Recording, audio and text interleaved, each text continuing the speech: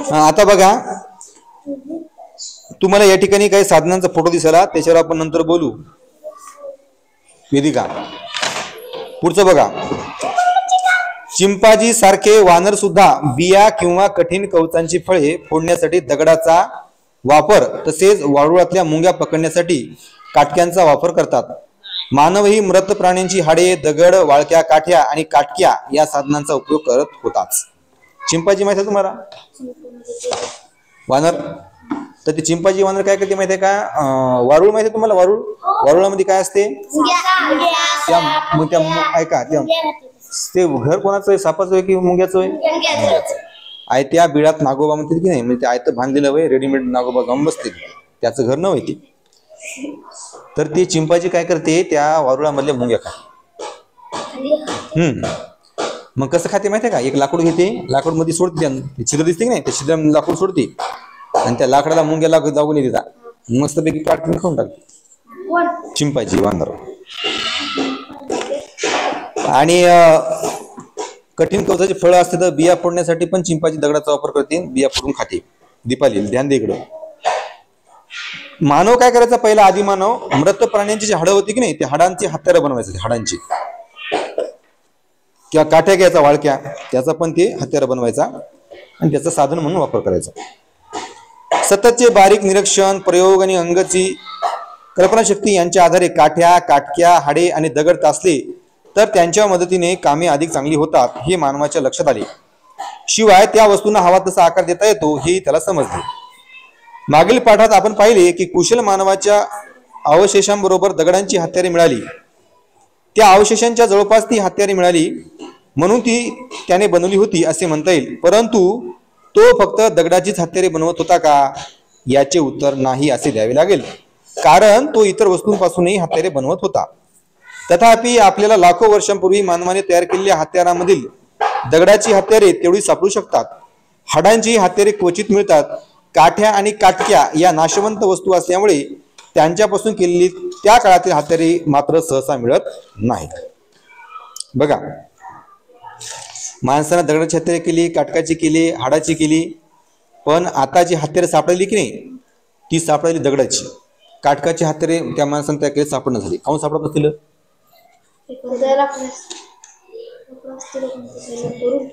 नाही, लाकूड आहे ना ते काटूक, म्हणजे ते पुसते, खराब होते, मातीत मिसळून जाते. पण दगड कायम राहते. हाडं पण काही दिवसानंतर खराब होतात, म्हणून दगडाची हत्यारे सापडतात. त्याच्यानंतर सापडतात कोणती? हाडाची. लाकडाची हत्यारे सापडणं फार दुर्मिळ काम आहे, कारण ते खराब होतात. आता इथं बघा, दगड आणि हाडे यांच्यापासून तयार केली हत्यारे. बघा काय तयार केलं त्यांनी?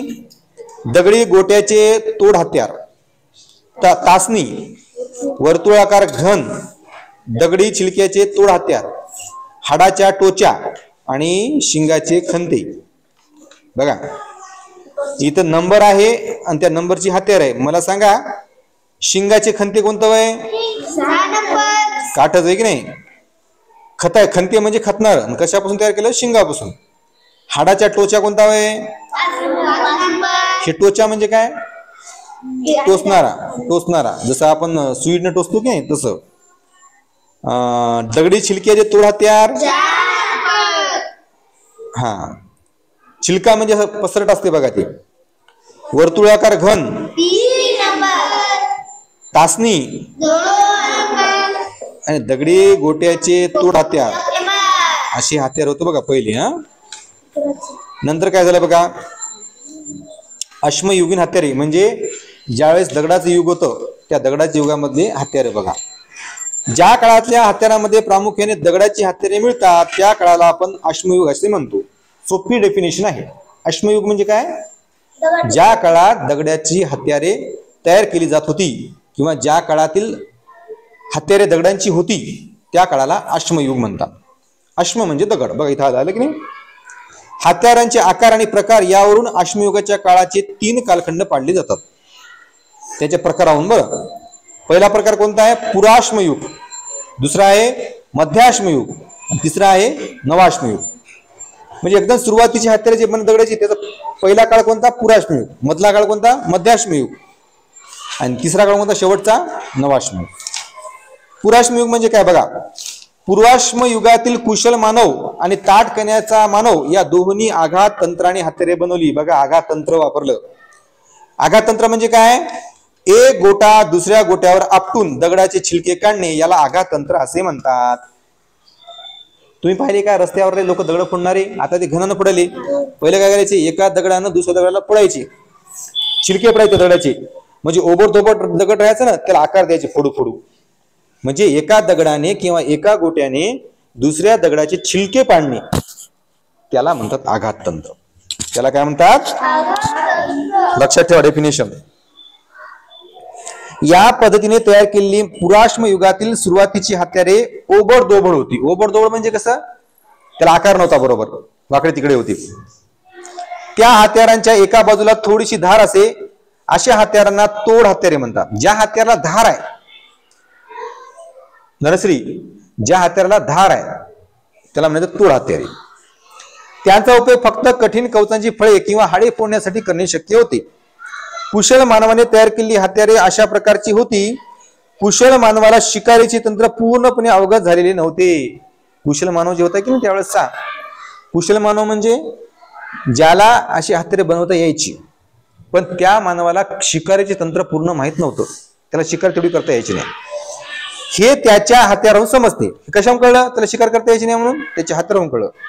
ही हत्यारे तयार करताना दगडाचे धारदार छिलके निघत असत. तो ती छिलके कातड्याला चिकटलेले मांस खरवणणे, मांसांचे किंवा इतर अन्नपदार्थ तुकडे करणे, काठी तासणे इत्यादी कामासाठी वापरत असे. कुशल मानवाच्या तोड हत्यारांपेक्षा ताठ कण्याच्या मानवाने बनवलेली हात कुऱ्हाड आणि फरशी ही हत्यारे अधिक प्रमाणबद्ध होती. फरशी म्हणजे पसरट पात्याची कुऱ्हाड. फरशी म्हणजे काय, पाता असते कुठलं पसरट, त्याला फरशी म्हणायची. प्रमाणबद्ध हत्यार तयार करण्यासाठी ते आधी मनामध्ये साकार व्हावे लागते. तसे झाले तरच ते प्रत्यक्षात उतरवता येते. ताठ कण्याचा मानव हत्यार घडवण्याआधी त्याचा आकार कसा असावा हे मनामध्ये ठरवत होता. दगडाचे छोटे छिलके काढण्यासाठी त्याने सांबर शिंगासारख्या वस्तूंचा घन वापरला. शिवाय काढलेल्या छोट्या छिलक्यांच्या कडांचे पुन्हा बारीक बारीक छिलके काढून त्याने अधिक पातळ बातच पडायली त्याने अधिक पातळ धारेच्या खरवडण्या तासण्या बनवल्या. म्हणजे तो कामाच्या आवश्यकतेनुसार वेगवेगळी हत्यारे वापरत होता. सुधारलेल्या हत्यारामुळे ताठ कण्याच्या मानवाच्या अन्नामध्येही अधिक विविधता आली, कारण त्याला अनेक प्रकारच्या छोट्या मोठ्या प्राण्यांची शिकार करता येणे शक्य झाले. त्यामध्ये प्रामुख्याने हरिण, ससा, गवा अशा प्राण्यांचा समावेश होता. बघा इथं हत्यार तुम्हाला फोटो दिसला बघा. पहिला फोटो बघा, मोठ्या छिलक्यांचे पुन्हा छोटे छिलके काढणे, छिलके काढायचा बघा ते. दुसरं बघा, दगडी घन त्याच्यावर दगडाने त्याला ठोकायचे. छोट्या छिलक्यांचे बारीक छिलके काढणे इथं केलं बघा. पुन्हा हाताची कुऱ्हाड बघा कशी होती, आता हाताने मारायचं त्या गोटा हातात धरून. आणि दुसरं काय, तोड हत्यार. तोड हत्यार म्हणजे ठोकू त्याला दुसऱ्या हत्याराला ते काय करायचे, बारीक करायचे. तोड हत्याराला काय राहायचं, एका साईडला जरा आणि राहायची. विविधता आली कारण त्याला अनेक प्राण्यांच्या छोट्या झाली वाटी. शक्तिमान मानवाने दगडाची हत्यारे बनवण्याच्या तंत्रात आणखी प्रगती केली. तो लहान आकारांची हत्यारे तयार करू लागला. बुद्धिमान मानवाने दगडी हत्यारे करण्याच्या तंत्रात क्रांती घडून आणली. त्याने दगडांपासून लांब पातळ पाती काढणे तंत्र विकसित केले.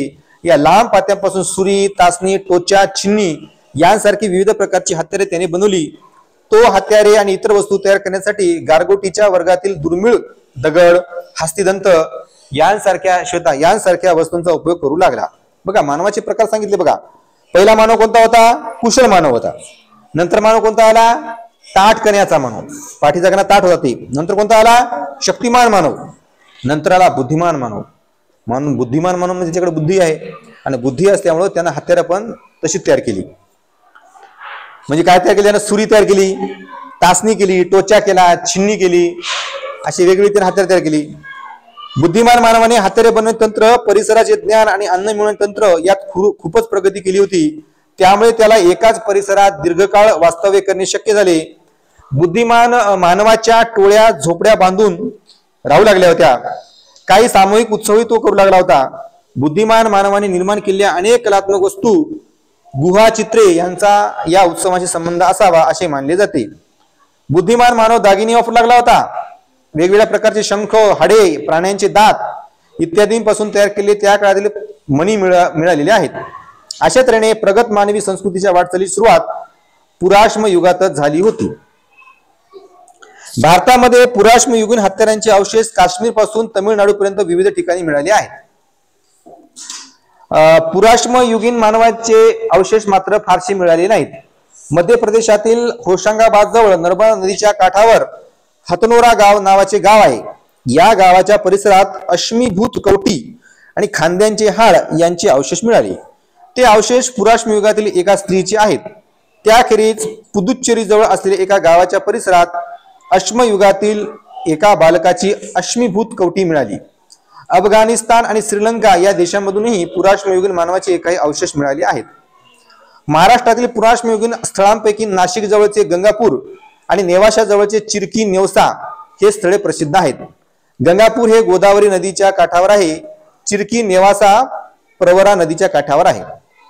पुराश्म युगातील मानवांचे अवशेष आता मिळाले. अवशेष म्हणजे त्यांची हाडं कुठे मिळाले?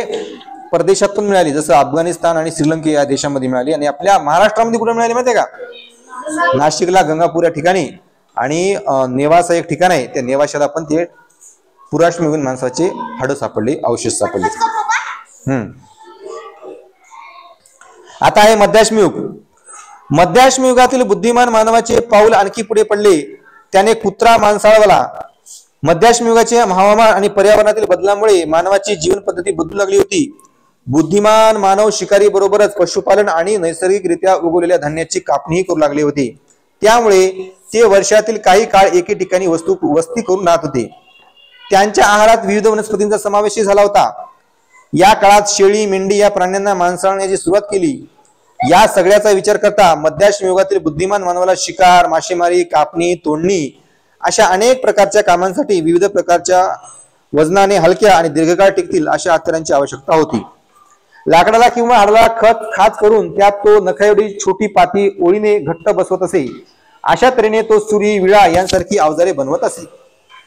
भारतात अनेक ठिकाणी मध्याश्मयुगीन अवशेष मिळाले आहेत. राजस्थानमधील बागोर, मध्य प्रदेशातील भीमबेटका, गुजरातमधील लांगनज आणि महाराष्ट्राच्या जळगाव जिल्ह्यातील पाटणे ही काही महत्वाची मध्याश्मयुगीन काळी स्थळे आहेत. बघा इथे चित्र आहे बघा. मध्याश्म युगातील अवजारांसाठी उपयोगात आणलेली पाती पन्हाळीदार गाभा तंत्राने गारगुटीच्या गोट्यांपासून अलग केलेली असतात. ही पाती नखा एवढ्या किंवा त्याहून किंचित मोठ्या आकाराची असतात. त्यामुळे त्यांना सूक्ष्मास्त्रे म्हटले जाते. या काळात टोकाला छोटे पाती बसवलेले बाण उपयोगात आणले जात होते. सूक्ष्मास्त्र म्हणजे काय? टोकाला काहीतरी छोटस अस्त्र असायचं अणुकुचीदार आणि त्याचा बाण पण बनवायचे. ते बाणचा वापर काय करायचे? शिकार करण्यासाठी करायचे. इथं बघा पन्हाळीदार गाभा आहे लेफ्ट साइडला. नंतर मध्यश्मयुगीन पाती आहेत बघा, सूक्ष्मास्त्रे होते बारके बारके. नंतर राईट साइडला आहे मध्यश्म युगातील सूक्ष्मास्त्रे आणि त्यांचा बाणाच्या टोकाप्रमाणे केलेला उपयोग. खाली आहे बघा हाडापासून तयार केलेले मध्यश्म युगातील मासेमारीचे गळ होते. ते मासा पकडायचे ना, त्या हाडापासून पकडायचे बघा मासा, त्याला गळ आहे, टोच्या मारायचे त्यानं. आणि सूक्ष्मास्त्रे बसून तयार केली मध्यश्म युगात दातेरी सुरी बघा, दातेरी सुरी पण तयार केली बघा खाली कापायची. नवाश्म युगात काय झालं? घासून गुळगुळीत केली दगडाची हत्यारे घडवली गेली. म्हणजे त्या हत्यार आधी ओबडधोबड होती ना, त्यानंतर घासल्या गेलं त्याला गुळगुळीत केलं. नव्या प्रकारची हत्यारे घडवली जाण्याचा काळ त्याला नवाश्म युग असे नाव दिले जाते. नवाश्म युग म्हणजे कधी पाहिली? ज्या काळामध्ये नव्या प्रकारची हत्यारे बनवली गेली, नव्या प्रकारची नवीन, त्याला नवाश्म युग म्हणतात. नवाश्म युगापर्यंत शेती आणि पशुपालन ही नित्याची जीवन पद्धती झाली होती. सुरुवातीचा जो काळ होता पुराश्म युगाचा, त्या काळामध्ये शेती आणि पशुपालन केले जात नव्हते. पण नवाश्म युगामध्ये काय झालं? शेती केली जात होती आणि गाई गुरे ढोळे पण सांभाळले जात होते, म्हणजे पशुपालन पण केले जात होते. शिकार करणे हे निर्वाहाचे प्रमुख साधन न राहता ते शेतीला आणि पशुपालनाला पूरक साधन बनले. पहिला माणूस काय करायचा? काहीच काम करायचं नाही. त्याला शेती करणं माहित नव्हतं, त्याला गाय पाळणं माहित नव्हतं, गायचं दूध काढणं माहित नव्हतं, गायचं दूध खाणं माहित नव्हतं, दही ताक तूप काहीच माहित नव्हतं. मग हे काय करायचा? भूक लागल्यावर जंगलात जायचा, प्राण्यांची शिकार करायचा आणि त्यांचा मांस खायचा. हळूहळू शेतीचा शोध लागला. नंतर जनावरे तो पोसायला लागला आणि मग नंतर तो नुसता मांसाच्या भरोश्यावर न बसता तो शेतातले पिकं काढून ते धान्य खाऊ लागला. भारतामध्ये अनेक ठिकाणी नवाश्मयुगीन संस्कृतीचे अवशेष मिळाले आहेत. गंगेच्या खोऱ्यात तसेच दक्षिण भारतातील नवाश्मयुगीन संस्कृतीची अनेक स्थळे उजेडात आलेली आहेत. म्हणजे भारतामध्ये पण नवाश्मयुगीन मानवाचे अवशेष सापडलेले आहेत. म्हणजे ते आपल्या गंगा नदीच्या खोऱ्यामध्ये ते माणसाचे अवशेष सापडलेले आहेत. आता याचं हे स्वाध्याय आहे. घरी गेल्यानंतर हा संपूर्ण स्वाध्याय, कोणता स्वाध्याय? रिकामी जागी कंसात योग्य पर्याय लिहा. खालीलपैकी मध्यश्मयुगीन स्थळांची चुकीची जोडी ओळखा. जे जोडी चुकीची आहे ती ओळखायची आहे. स्थळ दिली की त्या स्थळावर ते माणसं आढळले का, ते स्थळ चुकीची कुठली जोडी आहे ती ओळखायची आहे. आणि पुढील प्रश्नांची थोडक्यात उत्तर लिहायची. त्याच्यामध्ये अ आणि आ आहे.